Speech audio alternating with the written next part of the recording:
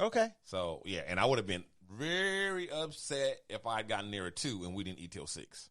Because I didn't eat it all. Right. You know, I didn't eat it all because on Thanksgiving, I generally don't because I'm cooking and I want to be, I want to save room for the, dinner and all that stuff. So I generally don't eat. And we generally try to eat around lunchtime, instead of dinner time. So, yeah, we didn't make it, but it was great, though. We had fun. We played games. We hadn't played games in a few years. Our family, our favorite game is Taboo. That we play. I love Taboo. Yeah, we get on teams and we play that. My niece was the life of the party. And we had a good time. No drama, no real drama to speak of. Like I said, it was white Christmas. It snowed there, and it was just white. We missed the snow. We didn't actually see the snow coming down, but the streets and the cars and everything was still there was still plenty of snow. So Danya got to see snow and touch snow for the first time. And like I thought, as soon as she was like, okay, she was so excited about seeing snow. As soon as she touched it and felt it, she was good. Then she was like, okay, I'm ready to go back in the house. It's cold. She does not like being cold. No. And snow looks beautiful and fun, whatever, but it's just ice. That's why I left the Midwest. Right. It's just I ice. tell you what, living here now actually is lovely when you're in the city and you can see the snow-capped mountains in the distance. That's so beautiful. Yeah, which we did see that too. In the distance is the key word. Right. Words. Yeah. Yeah, it just rained. It rained on our Thanksgiving all the way to my brother's house in Marietta. But it was a nice Thanksgiving anyway. Yeah, so we had a great food, great time. It was good. My side of the family, it'd been a little while since we all gotten together and everything. So it wasn't a whole lot of us, but it was a good amount of us. It was fun. It was great. That's how mine was. I wouldn't even say it was a good amount of us, actually. It was two of my brothers, our significant others, and their kids. Right. It was great. If I'm really being honest, it was the best Thanksgiving I ever had. Family Thanksgiving. This was up there for me. It was one of my favorites. I mean, except when I was a little kid, and everybody did everything and all those warm feels. Right. But as an adult, like family obligation kind of thing. Yeah. It was awesome. Shout out to the chat. Thanks for joining us this Sunday morning. And I cannot pronounce this guy's name. Like none of them. He's got 3 names. And what do you think how do you think you pronounce his name? Egal. So what's up, Egal? Thanks for checking in with us. Appreciate you joining us. And Alahi. And no sign of Dee Dee yet. So I don't. She said she was going to join us, but I wouldn't be surprised if she actually does. Because, it's Sunday morning. I know. Early. People be sleeping in. As soon as I heard, when I was listening to y'all podcast, as soon as I heard, oh, look out for Pip in the chat, I'm like, oh, no, don't look out. Don't look for me. He was not there. So asleep. Pip was nowhere to be found. I'm like you. This is the last day of my vacation. Not only do I go back to work tomorrow, I have to also, I start a new project in the evening. So I got 2 jobs again. Right. Yeah, you told us about that. So yeah, it's straight on because I didn't work last week at all. I worked one day. I worked Wednesday because it was a half a day. Okay. Yeah, I was off all week too. I went in from 8 to 1 on Wednesday because I had a doctor's appointment at 2:00 downtown. So okay. I just might as well. I didn't want to take a PTO because it was only 5 hours. Right. So I was like, why don't I take a PTO for 8 hours? So I'm only going to work 5 hours anyway. Right. I'll save them 3 hours. No, that's a broke ass hack right there. Right. Get all your money.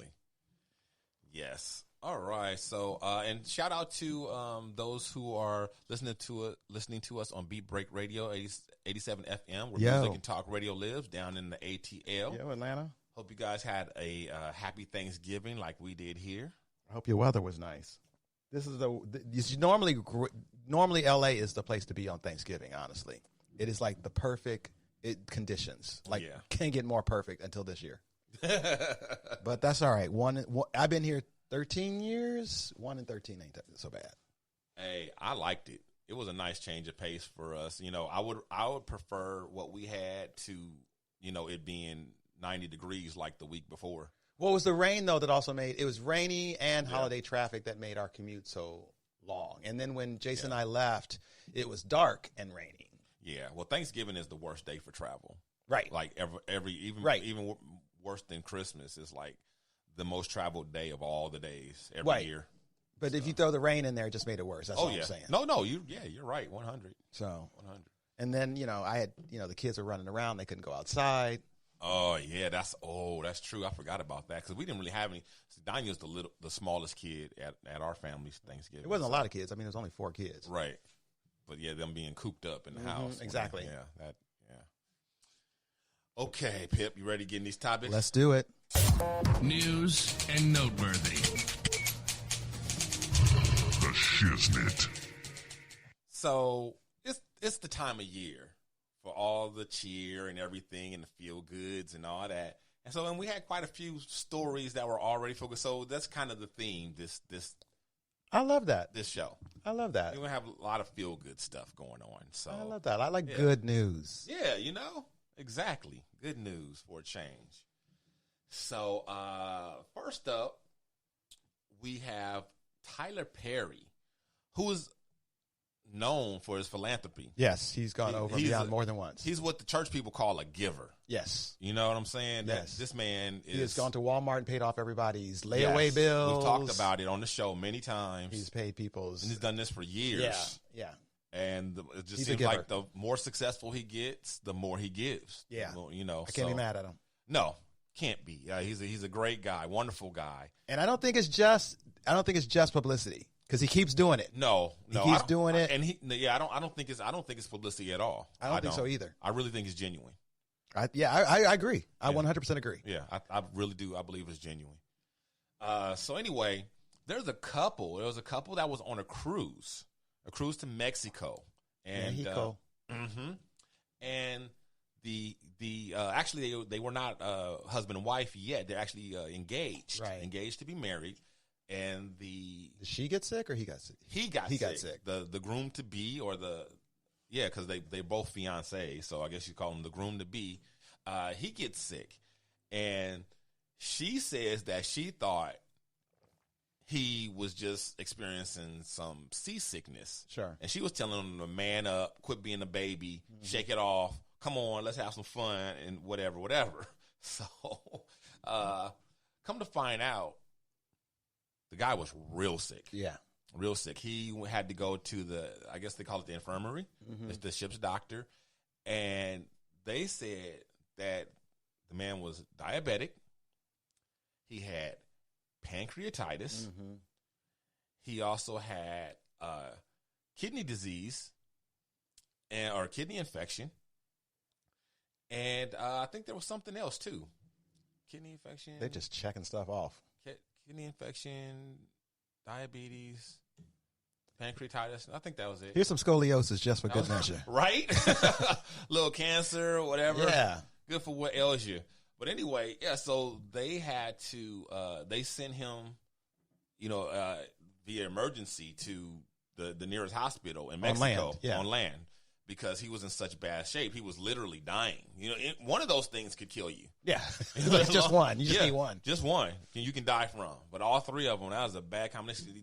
The gentleman did not know he was diabetic until that moment. So he obviously wasn't trying to live his life, with that in mind. Right. So yeah. And that was the other thing. His glucose levels were sky high because he wasn't aware that he had. Right. And he's on a cruise with all this great thing. You come out, they got big ass cocktails and buffets. Right. Yeah. And on top of that, whenever you're sick, the first thing that happens to a diabetic, one of the first things is that your glucose levels go up. So, yeah, and then like you said, all that other stuff, just a perfect storm for a very bad situation for this gentleman. So he goes in and they work on him and everything, and they basically they save the man's life, and he says he's grateful for that. And so it's time for him to go home. And this is just a matter of days, right? This is not like months. He's in the hospital. This is like literally a couple of days. Yeah. And he's trying to get ready to go home, and they tell him about the bill. Basically, they tell him that he owes $14,000. And he's like, "Oh wow, okay, well, bill me, give me the bill, and we'll figure it out when we get home." And he's like, "Oh no, sir, it's you have to pay the bill before you leave. That's how we do it here," which is true. That is how they do it in Mexico. And in fairness to Mexico, $14,000, that would have been the first hour here. Right? You know, let alone a couple of days. And for all that, come on now. Let's be real. You're right. Now I think about it. He had a lot going on for 2 days, $14,000. You're right. That's not that bad of a medical bill compared to what it would be in the U.S. No, it wouldn't have been. The one aspirin would have been like $14,000 here. So he's like, you owe us for that Tylenol that you took. You went to an emergency room. We gave you Tylenol, $14,000. So he was shocked, you know, because he's in a foreign country. He didn't know that was the rules. You know, it was an emergency. Nobody asked him for this stuff beforehand. And so he's like, now, like, well, he didn't have any insurance. And he just assumed that it was like the U.S. Well, you'll let us go and we'll figure it out later on. So not only did he not have insurance, but he didn't have the money. He said, I'm not trying to welch on the not on the bill, but I genuinely don't have the money. You know, we're on this cruise. We're like trying to get married. My credit cards don't go up to $14,000. So you know, now what? That limit is not that high. We don't have, you know, we don't have it. And they literally kept them captive. They physically would keep them from leaving. They said even to the point where one administrator or person on the hospital staff grabbed a trash can lid and kind of used that to, like, you know, force them back into the hospital as they were trying to exit. So yeah, they weren't playing about this. You know, due before exit. They weren't playing about that. Their side of it is, and of course we know that this might have something to do with it, but it's not all the way true. Their side of it is, well, no, it wasn't about the bill per se. It was about the fact that he was still too ill to travel, and we were trying to keep him here for his own good, which that might have something to do with it. I do believe he was too ill to travel. I've had pancreatitis. I am diabetic. I've never had kidney problems, knock on wood. But so I do know that pancreatitis is something that, unless they gave him surgery, which I don't know if they did or not, because they don't still say surgery that you after still 2 days you got recovered. It's something right. That's pretty fast for everything that he had going on. I had oral surgery. I was out for 3 days.